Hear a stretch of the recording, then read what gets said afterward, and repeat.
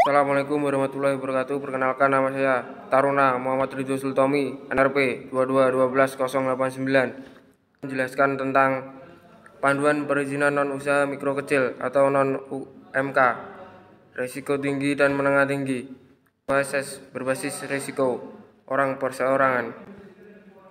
Pengertian OSS adalah sistem perizinan berusaha terintegrasi secara elektronik yang dikelola dan diselenggarakan oleh lembaga OSS atau Kementerian Investasi atau BKPM. Penyelenggaraan perizinan berusaha berbasis risiko melalui sistem OSS merupakan pelaksanaan Undang-Undang Nomor 11 Tahun 2020 tentang Cipta Kerja.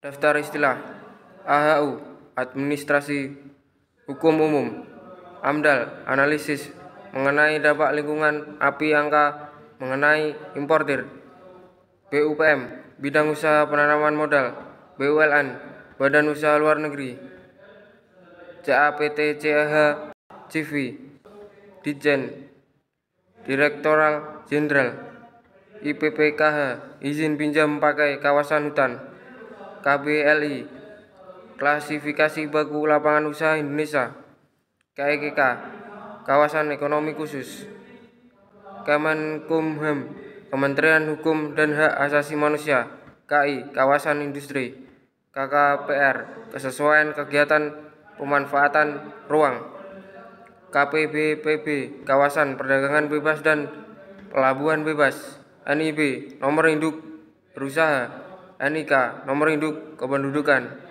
NPWP Nomor Pokok Wajib Pajak, PBG Persetujuan Bangunan Gedung sebelum izin mendirikan bangunan atau IMB, PKPLH Pernyataan Sanggupan Pengelolaan Lingkungan Hidup, PMA Penanaman Modal Asing, PMDN Penanaman Modal Dalam Negeri, RDTR Rencana Detail Tata Ruang, RKL Rencana Pengelolaan Lingkungan Hidup, RPL Rencana Pemantauan Lingkungan Hidup, RPTKA Rencana Penggunaan Tenaga Kerja Asing, SKKL Surat Keputusan Kelayakan Lingkungan Hidup, SLF Sertifikat Laik Fungsi, SPPL Surat Pernyataan Kesanggupan Pengelolaan dan Pemantauan Lingkungan Hidup, SS Sertifikat Standar, UKL UPL Upaya Pengelolaan Lingkungan Hidup dan Upaya Pemantauan Lingkungan Hidup, UUCK Undang-Undang Cipta Kerja. Selanjutnya, kategori pelaku usaha,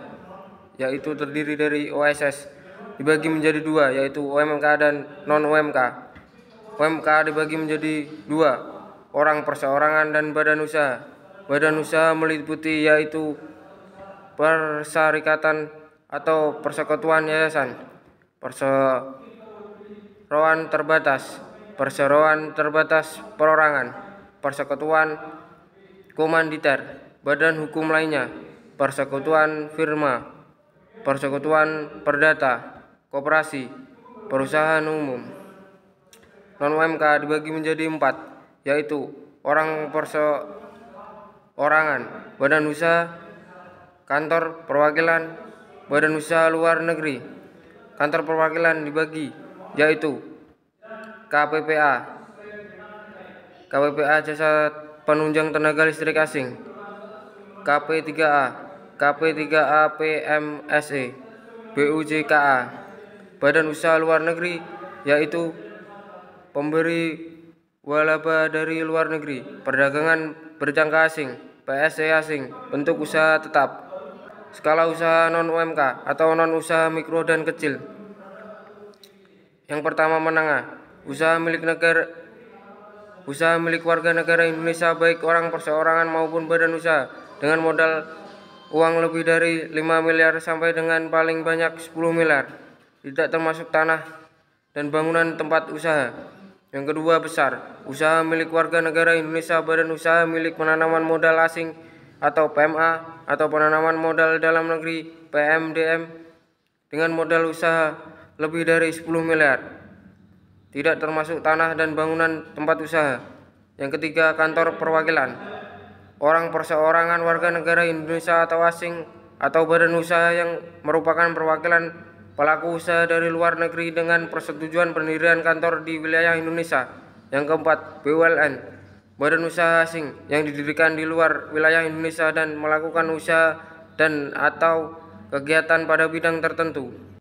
Tingkat risiko. Perizinan berusaha berbasis risiko adalah perizinan berusaha berdasarkan tingkat risiko kegiatan usaha dan tingkat risiko tersebut menentukan jenis perizinan berusaha.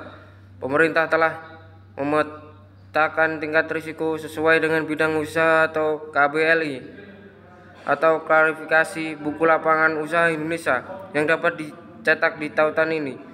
KBL yang berlaku saat ini adalah KBLI tahun 2020 dengan angka 5 digit sebagai kode bidang usaha. Berikut adalah pembagian tingkat risiko usaha dan jenis perizinan perusahaannya seperti gambar berikut ini.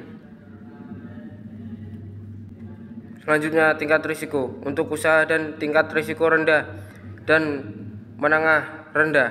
Proses perizinan berusaha cukup diselesaikan melalui sistem online single submission atau OSS tanpa membutuhkan verifikasi atau persetujuan dari kementerian atau lembaga atau pemerintah daerah. Sedangkan usaha dengan tingkat risiko menengah tinggi dan risiko tinggi membutuhkan verifikasi atau persetujuan dari kementerian atau lembaga atau pemerintah daerah.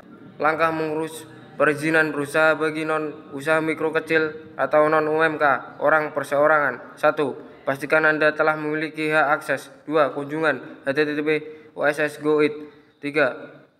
Pilih masuk. 4. Masukkan username dan password beserta CAPTCHA yang tertera, lalu klik tombol masuk. 5. Klik menu perizinan berusaha dan pilih permohonan baru. 6. Lengkapi data pelaku usaha. 7. Isi data pemilihan bidang usaha. 8. Lengkapi data detail usaha. 9. Lengkapi data produk atau jasa. 10. Periksa daftar produk atau jasa. 11. Periksa data usaha. 12. Periksa daftar kegiatan usaha. 13. Periksa dan lengkapi dokumen persetujuan lingkungan atau KBL atau bidang usaha tertentu. 14.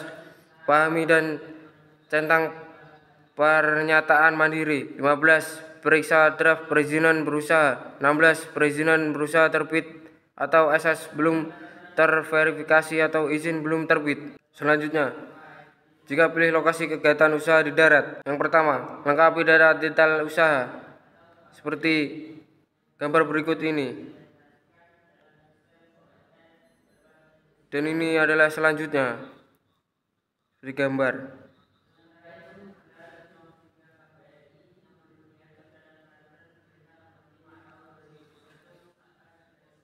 Ini selanjutnya gambar berikut seperti contoh data-data.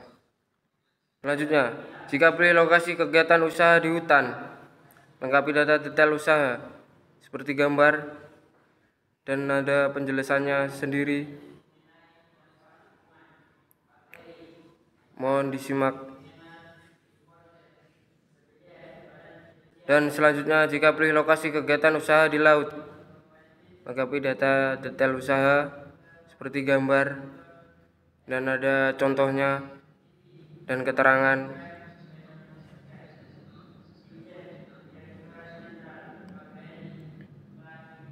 Seperti gambar berikut ini ya. Nah, selanjutnya pemenuhan persyaratan. Langkah mengurus pemenuhan persyaratan. 1. Buka menu permohonan, pilih pemenuhan persyaratan. 2. Klik tombol proses pemenuhan standar usaha atau persyaratan. 3. Lengkapi dokumen pemenuhan. 4. Tunggu proses verifikasi dan persetujuan pemenuhan standar usaha atau persyaratan. 5. Perizinan berusaha terbit. Ini adalah contoh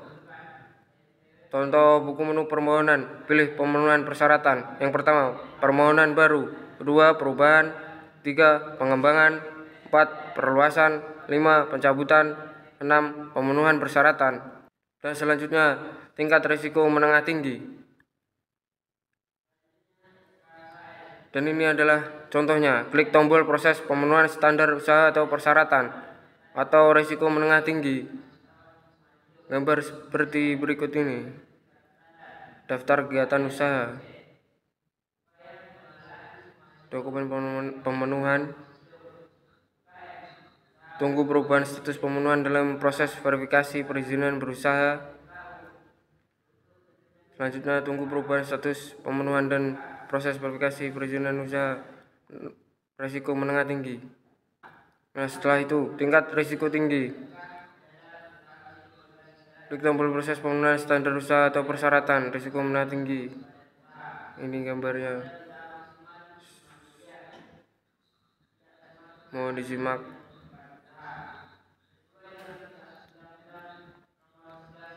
Perizinan berusaha telah terbit. Ini gambar. Perizinan berusaha telah terbit atau risiko menengah tinggi.